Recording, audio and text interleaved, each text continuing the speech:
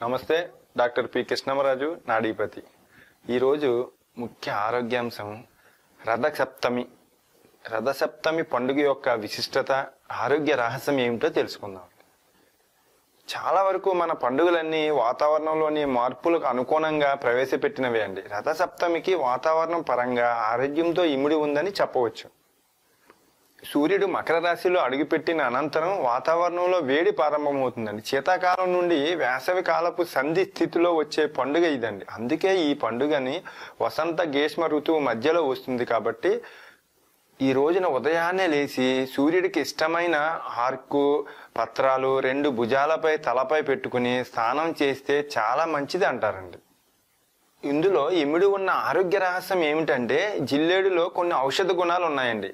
ఇవి ఆ సమయంలో నీటిలో కలిసి మన శరీరంలో ఋతువులో వచ్చిన మార్పులకు అనుగుణంగా మనసు స్థిరపడేలా చేస్తాయండి. మరియు అనేక చర్మ రోగాలకు నివారిస్తుందండి. అంతేకాకుండా వాతావరణంలో మార్పుల వల్ల వచ్చే చర్మ వ్యాధులు, అనారోగ్యాల నుండి రక్షిస్తాయని శాస్త్రజ్ఞులు కూడా నిరూపించారండి.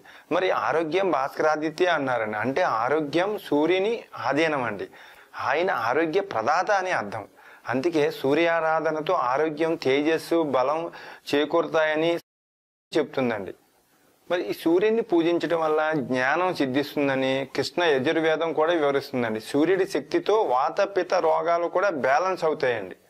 మరి ఈ రథ సప్తమి విశిష్టత, ఆరోగ్య రహస్యాలు, ఆధ్యాత్మిక కారణాలు, వాతావరణం పరంగా కూడా ప్రాధాన్యం ఉంది. కాబట్టే ఇంటి ముందు స్థానం, పాదోదక స్థానం, చెరుకు గడతో చేసే పరమాణం, 7 జిల్లేడాకులు, రేగి ఆకులు తలపై భుజాలపై ఉంచుకొని, ఇవి అన్ని ఆరోగ్యంతో ఇమిడి ఉన్నవే కదండి ఈ రథ సప్తమికి. అందుకే మన పూర్వీకులు ఒక్కొక్క పండుగకి దానికి అనుకూలంగా ఉన్నవి, దానికి ఆరోగ్యానికి ఉపయోగపడే విధంగా మన వాళ్ళు క్రియేట్ చేసి పెట్టినవే అండి. అందుకే రథసప్తమి యొక్క విశిష్టత, ఈ రథసప్తమికి ఉన్న ఆరోగ్య రహస్యం.